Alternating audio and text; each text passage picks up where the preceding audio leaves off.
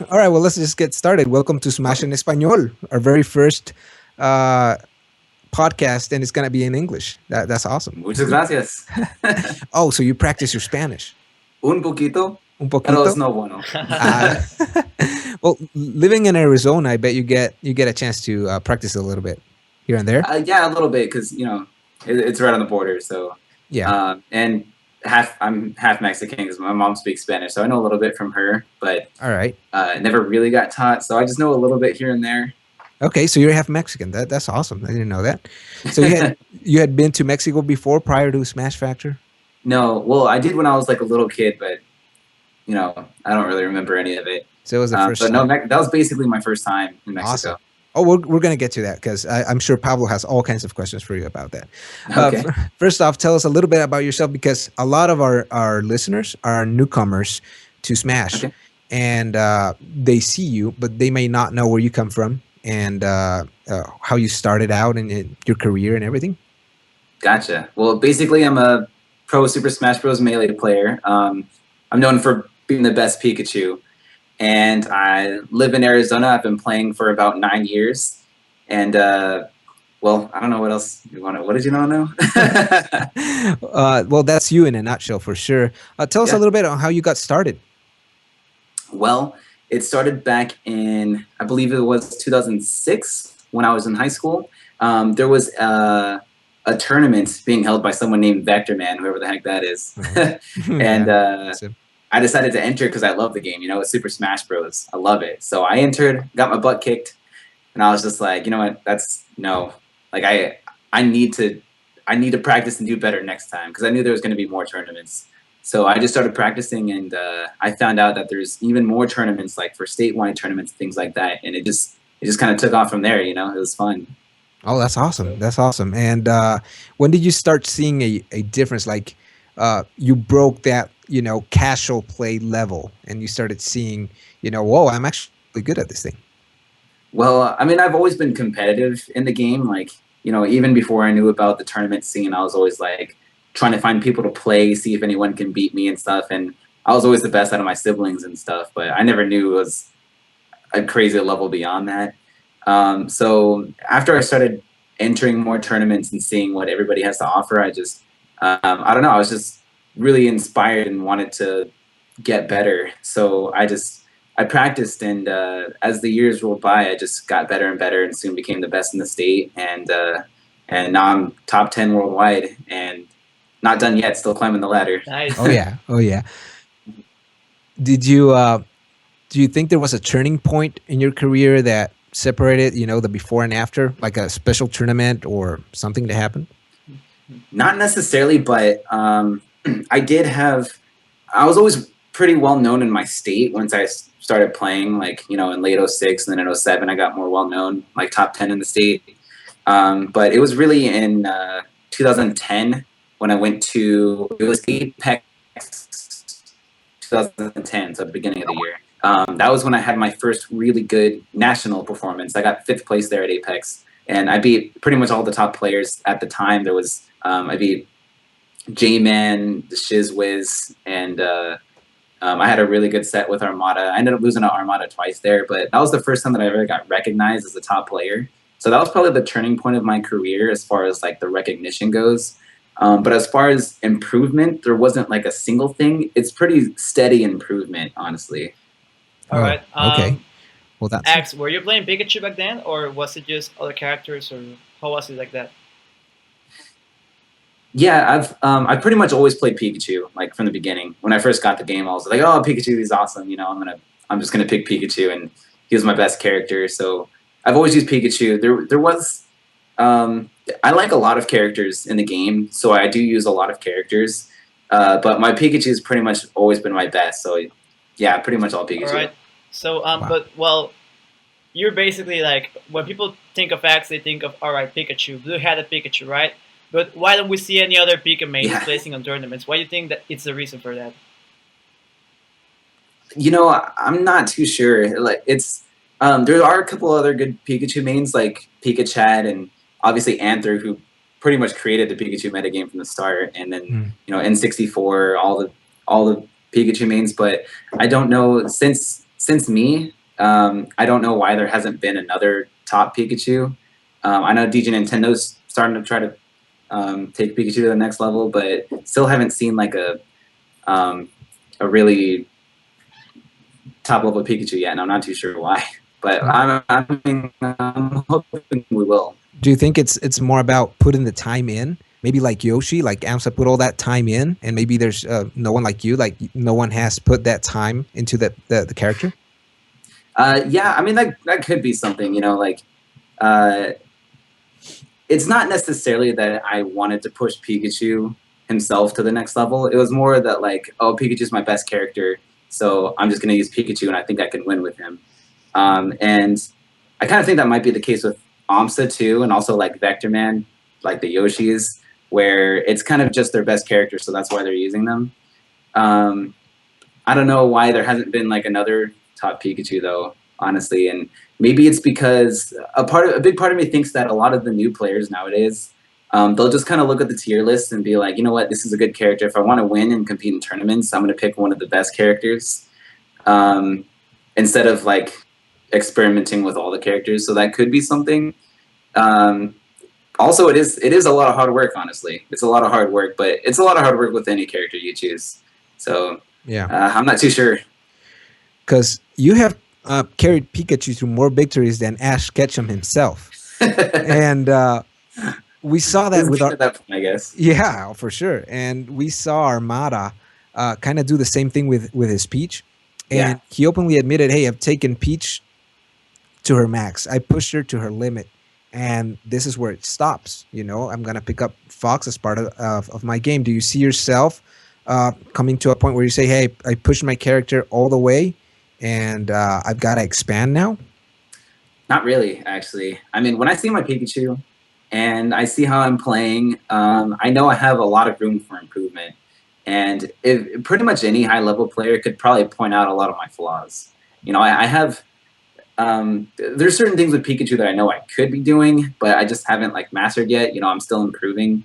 So I know there's still a lot of potential for what Pikachu can do, which is why I still use him. You know, like I really want to be like the best, like no one ever was. I was Nice. But but I honestly think that Pikachu has what it takes, and I see where I can improve and stuff. So it's all just practice and just hanging in there. So that's why I keep using him, and that's why I'm not trying to main another character. The funny thing is I have tried with a lot of other characters. I spent a lot of time in like Falco, Marth, Fox, even Peach, but none of them give me the same results as Pikachu does. Yeah. I'm not too sure why, but Pikachu just always gives me the best results, and I know he can do it. So I'm just sticking with him. Actually, I was gonna ask you about that. Of course, you're the guy that's pushing Pikachu, but we've seen you play Falco. We saw you play Mart at the grand finals of Smash Factor 4, which we'll touch on that later. But like, can you talk us about that? Like your Mart, your Falco. Like, what do you think are the differences in those characters that you think with Pikachu? Well, I like those characters because they're fun. I mean, there's a lot of characters. I just love playing Melee. It's fun, you know, regardless of the character you use. So I just use all those characters. I practice them a lot too because I do want to get better with pretty much every character. But I don't know quite what it is, like what they're lacking that Pikachu has. Like I think Pikachu just kind of fits my personal play style. You know, like fast and aggressive. Which I mean, you would think I'd pick Fox, but there's something specific about Pikachu that's like. It more suits me, and I feel like I can have more success if I master Pikachu instead of another high tier. Don't get me wrong though, like you know, high tiers are, you know, they're like all the best players. Most of them are high tiers, but Pikachu just has something different, something special that I know that I just want to show everyone, and I think I could be the best with him, basically. Well, for sure. I mean, we've seen you placing consistently really high placings on your tournaments and the big ones too. Let's talk about Evo for a while, like the biggest field, the biggest tournament in history, and top. I mean, 7th place top 8 again. You did that same the first on 2013. You placed outside, but still high, wasn't it? Top 16, wasn't it? Yeah, I got 13th. Nice. Yeah, you got 13th, and then last year you got I 5th. was 5th. Yeah, 5th and 7th. So you're very consistent on the top field. How do you prepare mentally for something as big as Evo? Thousands of people right there on the venue and over 200,000 people watching on stream. Does that get to you ever? Well, of course it does. I mean, I'm pretty much like any other person, like in front of a huge crowd. Yes, I get nervous, but I have had experience in front of a lot of big crowds, and it's extremely intimidating at first. But I've learned how to basically like calm down and focus on the game. You have to try to just basically drown out the crowd and focus on what's in front of you. It's very difficult, but I learned to just kind of take a deep breath and think of the match as like not necessarily a friendly, but more like a seriously, and just try my best and see how it goes and not worry too much about the crowd. Of course, like the crowd still gets to me and stuff. Like it's extremely difficult to drown out like 200,000 people or whoever's watching, but it's all about just controlling your emotions and just staying calm under tense situations. The crowd seems to be 99% of the time they're always with you, though. Have you noticed? Yeah, that's true. And there's still a big part of me that does listen to the crowd, and like the crowd support definitely still helps. And if the crowd is against me, I tend to do worse. So the crowd does have a bit to do with it, I feel like it's pretty much impossible to drown out the crowd completely unless I have like amazing headphones. But I have had like really good headphones that are noise canceling and stuff. But if the crowd's like insanely loud, you can still hear them. And even just like hearing the slightest sound, like hearing the crowd get hype, they're reacting to you. It still has an effect on you. But you have to, basically through experience, you just have to learn how to focus. Basically, just focus on what's in front of you. That's nice, and it certainly has worked for you. I mean, like you've played so well that you've gotten sponsorship now. You're with Templeton, right? Yeah. So, yeah. How are they treating you? Like, how did it come as a surprise when they wanted to come and sponsor you, or like, what was it like? It's been awesome so far, honestly. They came up to me and talked to me a long time ago, actually, maybe like half a year or something like that before I actually got sponsored by them. But I've been talking to them for a little bit, and they wanted me a part of the team because they're fans of Smash. Wow. Just like a lot of other big esports companies are looking at Smash now because it's been insane lately. So ever since I got signed by them, it's honestly been awesome. They've been treating me real well, helping me a lot financially and with equipment and stuff like that. So I mean, shout outs to Temple Storm. They've been really good with me so far. And they've kept you traveling too. You've been really busy this entire year. Do you ever get tired? Well, yes and no. Yes, because I miss my home. I miss being here. I'm not here that often. I'm here for like one day, and then for the rest of the month, I'm like gone. But I love going to tournaments. It's fun. You meet a lot of new people, you meet a lot of friends, hang out with people, and of course, play Smash Bros. It's a video game. Like you're going to have fun no matter where you go. And my passion really is competing in Melee. So it's really what I want to do. It can be tiring sometimes, yeah, but I love it, honestly. It's the best thing ever. It's like a dream come true, That's cool. That's amazing. Now, there seems to be a barrier on big tournaments. For example, the big ones, CO, Apex, and Evo, of course, where top players as yourself, people that we expect on the top 8 that we're not surprised to see, like yourself or Plup or Hacks or all these really great smashers. There seems to be a barrier with the gods placing the top 4th. Do you see that getting any closer? The ability to break that wall and to start placing a little bit higher on those tournaments? Well, yeah, it's there is like a little gap you know.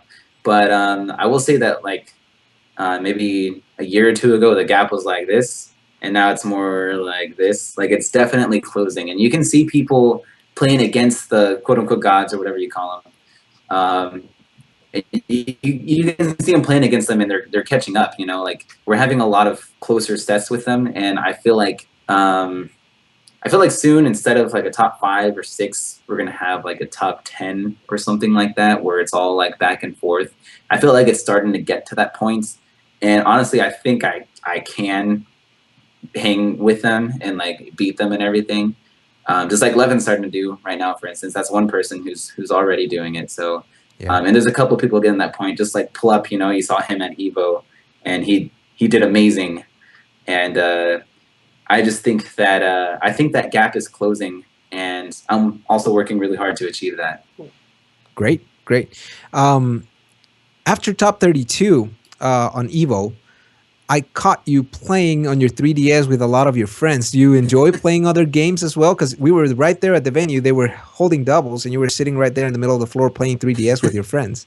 Well, yeah. Well, yeah, of course. I mean, I'm a gamer. I love playing video games. And I've always been a big Nintendo fan, so I've played a lot of Nintendo games and stuff. And, well, yeah, I mean, I love video games. Sad story about my DS, though. It got stolen. Like, my bag got stolen, so no longer have that anymore. But, yeah, I mean, I just love video games in general. That's why I'm here, you know? That's why I'm sponsored by Temple Storm and trying to compete and stuff. And I'm a pretty normal gamer besides, like, taking Smash very seriously. But I love video games in general. Yeah. All right. Now, right after Evo, just a couple of days after Evo, we see you hopping on a plane and going to an international tournament in Mexico. Was that your first international? It was actually like my first tournament that was outside of the U.S. So that was really exciting. I just recently got my passport. So there was a lot of complications with like I didn't have my original birth certificate, and I was born in Europe actually. Wow. So it was like it was difficult to get one, but I got it now. Thanks to my mom. Shout out to my mom. She's awesome. And yeah, that was my first out of country tournament. So I'm hoping to go to more. I'm excited to see like the rest of the world. That's nice. So what was your impression of Mexico? Like arriving there, being there, whatnot? The travel was rough. Like our flight, there was a lot of complications with it, and then they ended up my luggage got lost and stuff. I eventually got it back, so that's fine. Okay, good. But actually being there with like all the smashers and at the turn stuff, it was awesome. Like I had a time of my life. You know, I met a lot of cool people. A lot of them, most of them actually spoke English, which was really nice because my Spanish is terrible. But yeah, I'm learning. I learned a couple phrases and cool stuff to say. But share some with us. Yeah, you don't want to hear it. Trust me, you don't want to hear it. Trust me, you don't want to hear it. But I'll at least say. Let's keep it esports. But I'll at least say that I was happy to at least learn some Spanish. I actually learned some legit Spanish, and everybody there was really friendly and just fun, and we had an awesome time. It was great. That's cool, man. It's nice to see that you like the Mexican community as like like people. But like moving on to the gaming side, like the tournament, what do you think of it? Did you like it? What was it like to you? Oh, about Smash Factor itself? Yeah, it was really fun. The venue was great. The only thing I wish is that there were more setups. There was a lack of setups. But the venue itself was really nice, and it was in a nice location and had great internet, which is another plus. And it was very spacious, and it was nice. I liked the event overall. It was really fun. That's cool. And like regarding the players, like what do you think of the skill level of Mexican Smashers? They're really Any good. hidden bosses? They're a lot better than what I. Any hidden bosses? What was that? Well, yeah, there's a couple. I'm pretty terrible when it comes to names, so I don't remember much. My first match, I played against this really good Ganondorf player. I completely forgot his name, but he was good.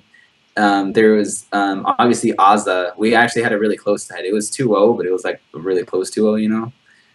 So Azza's really good, but I already knew he was really good. There's, I wish Eddie Mexico was there. Yeah, he that's didn't a shame. but everybody knows Eddie Mexico now. There's Bimbo Mexico, very good Falco. There's why am I forgetting names? I'm terrible with names Yeah, too, it buddy. happens. Yeah, I'm horrible, man. Yeah. We'll take a look at the bracket later. There are a lot of good. Oh, Baldo. Yeah. Baldo is what I'm forgetting. Baldo is Yeah, he extremely teamed with good. Mewtwo King, right? So He teamed with What was Mewtwo that? King, right? Yeah. yeah, he did, and they ended up winning teams over Yeah. Mez and I. So Baldo's just really good. You know, I played a money match with him. I didn't get to play him in bracket, unfortunately, but he's really good. You know, it went to game 5. So there's a lot of really good players in Mexico, and it'd be great if more of them came to the U.S. or like we could see them at more tournaments and stuff because there's a lot of talent down there. Yeah, really that's good to cool. see. You even entered Smash 4, right? Sort of. I entered and I did one match, and then I was supposed to come back the next day to do the rest of the matches, but I ended up sleeping too long, and well, there's Yeah. that story. All right, that's cool. That's cool. Yeah. We're not gonna get into why you slept in. Something happened the night before, probably. We're just Let's gonna just leave it say at that. Mexico is awesome. Yeah. All right, so you like Mexico. You're open to keep on traveling, maybe to other Latin American countries and big tournaments. Well, yeah, I'm always down to see like the rest of the world. I'd love to travel, especially if it's for video games. That's like, I mean, that's a dream come true. I couldn't ask for more. Certainly. Yeah. Yeah. Well, what's next for you? What are your plans for the rest of the year? Well, I know what I'm doing for the next few months at least. This weekend I'm going to Low Tier City, which is in Texas. Yep. So I'll be going to that. Right after that, I'm going to Super Smash Con, which is going to be huge. There's going to be about like close to 600 Melee players there. I'm excited for that one. After that, there is Paragon in California. So I should be attending that, although it's not 100% confirmed. And same with the Big House. I believe it's the Big House 5. Cinco. Yep. Is it now? Cinco. So I should be going to that too. After that, I haven't planned past that yet. So I got to talk with Tempo Storm and see what we're gonna do. All right, that's cool. I suppose you're looking to get first in all of those events, right? That's the plan. Things don't always go according to plan, but I'm at least gonna try my best. Well, we wish you the best, man. We wish you the best. Thank you so very much for your time. Any words for aspiring Pikachu players or just Smash Melee players that look up to you? Yeah, if you want to get better, practice. Like seriously, practice. Especially if you have a training partner, just don't give up. You know, if you really want to go to tournaments, then we'll go to tournaments. The best way to improve is also through experience. So go to as many tournaments as you can, play as many people as possible, and just talk with people, and you will get better. Awesome. Thank you so very much, Jeff. We really appreciate this, and hopefully we can have you in our podcast sometime in the future. Of course, sounds great. Thanks for having me. I Cool. appreciate it. Yeah, and we expect to see you down in Latin America sometime in the future as well. That sounds good for me. Hopefully, I'll see you there. Yes. All right. Thanks. Cool.